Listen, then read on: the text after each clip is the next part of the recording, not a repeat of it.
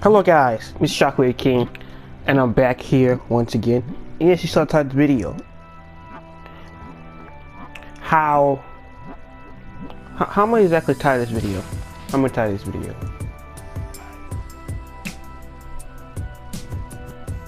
I guess you could call it how Itagaki and Hayami had two different inspirations for Ippo, and how it later on fit both careers. In my opinion, where I see Hayami and Itagaki, they're basically are Miyata and Ippo 2.0. That's pretty much, in my opinion, what they are. Because to me, because when you look at it, in my opinion, it's just Miyata is inspired by Sugar Ray Leonard. Itagaki's fighting style is inspired by Sugar Ray Leonard. Hayami and Ippo are both in fights, and that both that use the pick and roll stance in a certain type of way. And I basically I was seeing them as basically, so we never did get the actual official Miyata versus Ippo fight. There's basically just have the fight with two other characters, and you basically have the fight. So it's not the same, because Itagaki is not a counter specialist like Miyata is, and there are certain weapons and fighting techniques that Hayami doesn't have. That's how I was seeing Itagaki versus Hayami 1 and 2. That's the way I was seeing it. That they're basically or just second generation versions of Miyata. And there's something else to add to the whole idea. There actually is a second generation of not Sendo, but of Mishiba. There actually was one. I forgot that guy's name, but it was the guy who's using the flickers, and the guy had the chain with Mishiba before. That guy was just basically Mishiba 2.0. So this kind of adds more credence, in my opinion, that there are second generation versions of these characters. And not just with the whole Rookie King thing, just with the fighting styles and everything else. They're pretty similar. Pretty similar. But back to the main subject of the video. When it refers to these two characters and how they was inspired by Ippo and how later it fitted their careers. When it refers to Hayami, right?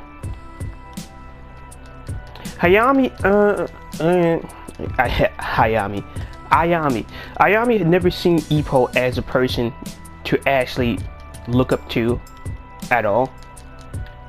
He always seen Ippo as quite simply, which is pretty simple, as a challenge, as motivation.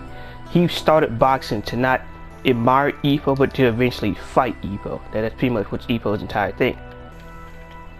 That was pretty much Ayami's thing. That's pretty much what he wanted to do. He always was inspired by Ippo. He always wanted to fight Ippo. When he sparred Ippo, like the new challenger, just like Ippo was like, how come this guy haven't debuted? And you see with Ayami, his goal is quite fixed on Ippo, or just further his career. Well, like when he explained to Ippo the whole Miyata thing, it's just like the reason he's fighting like this is not because he's got a strong opponent. He's fighting like this because of you idiot. It's just you threw everything out of the whack, and everybody wanted to fight you until you decided to retire. At first, Itagaki, which is a more detrimental type thing, which Hayami explained when he first showed up, is that Itagaki always wanted to follow under Ippo, or be second to Ippo. Always going to be Ippo's friend. Ippo was his motivation. Ippo was his goal. And the thing is, with that being his goal, not his goal, Ippo was the guy he wanted to be. And with that being his goal, you see in the recent fights with Itagaki, as Ippo was being the second, Itagaki would easily throw away his own style, fighting style, technique, and footwork just to fight Ippo to impress him. Ayami never wanted to impress Ippo. Ayami always wanted to fight Ippo. The thing Itagaki is, there are times where he gets so brainwashed and gets so arrogant for no apparent reason, and the thing that just basically is outright shows this, besides the fights after this, is basically how Itagaki lost the Japan title. Ayami went in there to murder. Itagaki was all slightly cocky, and he was going to win this like it was nothing. And what happened? He proceeded to get beat like a monkey by a bunch of zookeepers who were abusing animals. He was beaten badly and knocked out in the corner. No matter what type of corner techniques or what he was pulling off last minute, he lost. Because they were trying to do two different things. When it refers to Ayami, there was no, oh look, I'm trying to do this snap. I'm trying to show off to Ippo. It was always with Ippo. He's always wanted to fight Ippo Makuryuchi. That's the whole. There are people who are inspired by boxers, and there's You know, there's people who are inspired in boxes and want to follow those boxes, and there's people who's inspired by boxes and want to fight them. And the perfect scenario of this is just based on Ayami Itagaki. Now look what Itagaki does constantly, all day, every day, all day, every day. I want to be like Ippo. I want to fight like Ippo. I want to do this like Ippo. I want to impress Ippo. I want to get trained, but this is like he's always obsessed with being next to Ippo, getting some type of training with Ippo, or just trying to evolve with Ippo. Like Hayami was just like he just doesn't care. He doesn't. He don't see Ippo as his goal.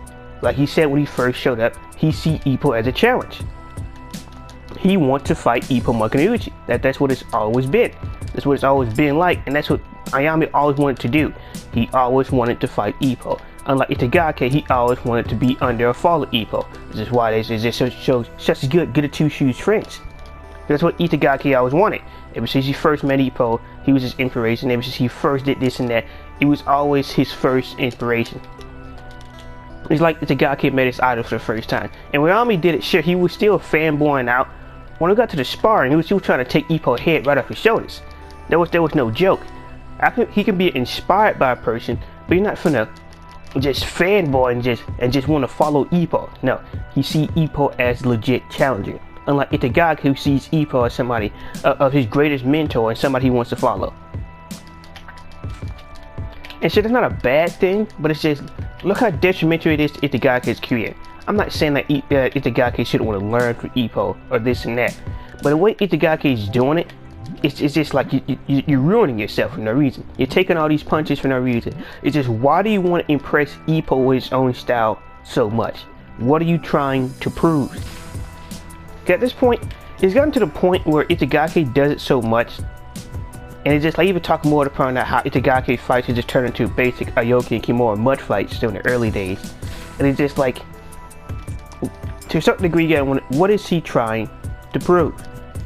Legitimately, what is he trying to prove? At this point, he's not even following Ippo's style just to do it, just to homage to Ippo. He's honestly doing it for some type of secondary reason. I can't really yet figure out what that is, but I mean, I do still believe that whole split between Itagaki and Ayami is still going to happen, because the way things have been hinted and foreshadowed at is just how Itagaki want to break Ippo's career. It's just like now Itagaki to a certain degree wants to actually. It's like it's more of a. It's just like one of those things where Itagaki would never admit it to himself in front of everybody or the Nanako, but it's basically he actually want to fight Ippo, and he's really to a certain degree he actually is very jealous of Ippo to a certain degree. Why? It's just at least let's say, because like it goes slightly deeper than that, because then you gotta bring Kumi into this entire involvement. Like, whether you believe Kumi and Ippo could end up together at the end of the series or not, it's up to you. If you look at how just like slowly over time Itagaki has been showing feelings in relationships with, showing feelings for Kumi. You've already seen Itagaki in his failed love life, right? Just the entire date with Mari was one of the saddest things I've ever seen. It was just outright tragic. She didn't come here for a date, Itagaki. She tried to throw ice cream at the back of your head. She didn't come here for all that. She came here to interview. Alright, you cannot enter into the Makunouchi love school. It's a square at this point because Nanako is still in it, and Mari tried to claim she's gonna step away, but I doubt that. It's just, you're never gonna survive the Makunouchi Wars. Nothing good comes when an outsider into the Makunouchi Wars. Kumi was planning on murdering a random woman. Ippo just was going to a regular school, high school reunion. So it's never gonna turn out well, but he's just that's pretty much been the whole idea of the video. Ayami's never held back. But even now, it's just, even though Ippo was retired, Ayami's instant next goal was just like, even though I thought it was suicidal, Ayami's immediate goal, like some type of deranged bullet, was just like, since I no longer can fight Makunouchi, I'm gonna go after Miyata or Sendo. What? Really? And it's just like, Ayami's a machine. He doesn't mold his entire career over Ippo. Ippo's a part of it or he's not. The way Ayami is just, and with Itagaki, it's just like Ippo gotta be there. He want to learn from Ippo. He want to learn this and that. It's just, Ippo's not your trainer. He's just your second. And sure, it's just one of those things where there's a lot of things that go into it. It's just there are certain things that the guy could do just for no apparent reason. No apparent reason at all. It just makes you wonder just why he's doing this. Just absolutely why. Why you gotta always constantly throw out an homage to Ippo in nearly every match you're in? Just why? Why must this be a thing you do all the time? All the time. And look at Ayami's career. As soon as, and let's think, what is Itagaki even chasing anymore? Because Itagaki is not really even fighting for any type of reason anymore. If you look at it, who's he chasing? Ayami's just like, you know, I can't fight Ippo no more. I'm gonna move on to Sendo or Miyata, somebody else from his generation. But Itagaki has just been fighting trash and cannon fodder back to back and just been going nowhere. But even then, just like he lost, like what type of competition this man's facing? I'm not saying all of them are trash cans, but it's just like Itagaki has not had a serious fight in like what 200, 300 chapters. Like ever since the A-class tournament, he's just been fighting just the usual national guys, and that's pretty much it.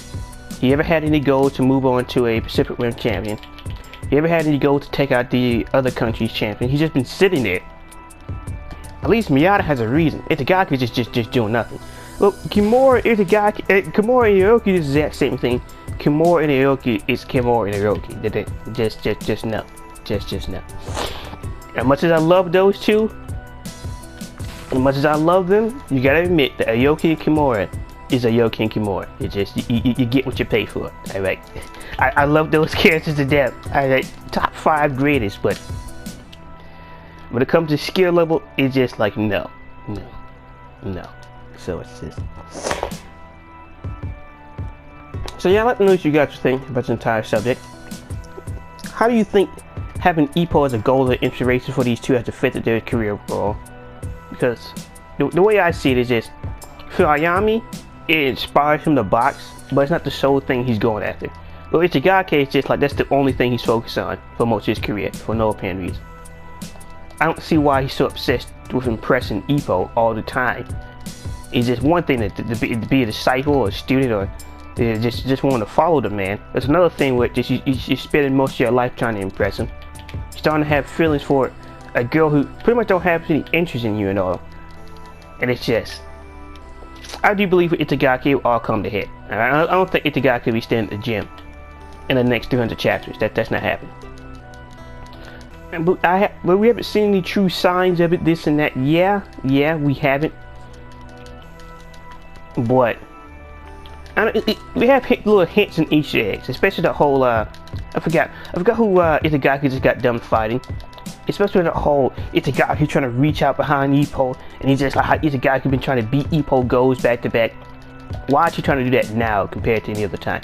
You didn't see Ippo as your goal before, but now you want to fight Ippo. Now you want to test your strength like it's Mortal Kombat.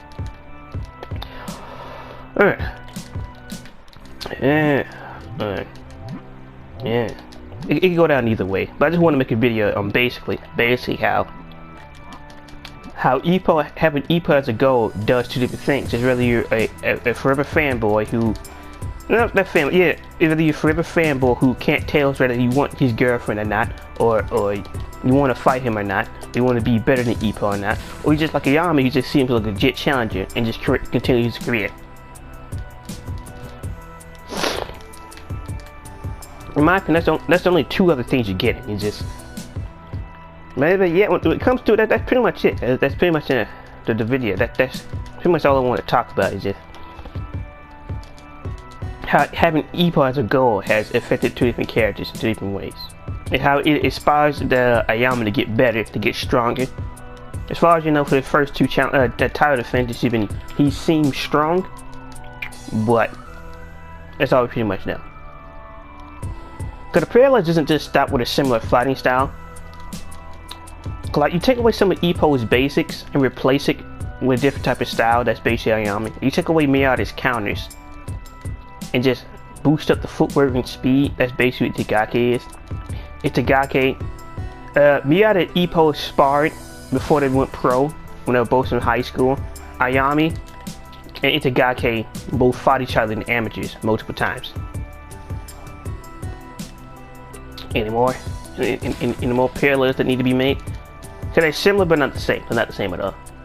Because technically, depending on how the story goes, Nanako could be outside the Makunuchi Awards, right? Kumi might just have her chance, but she's yet to find the ultimate challenger, right? And sure, Mari, Nanako, they put up some good competition, but I'm telling you that 1200 chapter girl is there for a reason. She is there for a reason, right? She's gonna show back up in one way or another. But yeah, it's been Boom Shockwave King. I hope you enjoyed the video. And yeah, what do you guys think about the whole idea of the way Ippo has affected these two different characters over the series, and how having Ippo as a goal has basically affected them? Because with Sendo, Miyata, everybody else, they finally decided to move along. Hayami is trying to move along to face on Sendo, which I don't understand. Now it's even worse because Sendo just put down the second strongest person in the world in the I forgot what belt that Ricardo Martinez has. He takes him out. So it's just now it's just like first like Sendo's even further away, but I can see a Miyata fight happening a lot easier. But then again, it depends if Miyata actually decides to move up a weight class or not, because we don't know what Miyata meant by he's finally moving on. So who knows? Let me know you guys' thoughts. Comment section down below. I guess I'm gonna say like and subscribe. I don't know, no one watches this video besides for me. But yeah, what do you guys think about how Ippo has inspired Ayami and Itagaki, and how it's affected their careers and everything else? It'd be Boom Shockwave King, and then peace.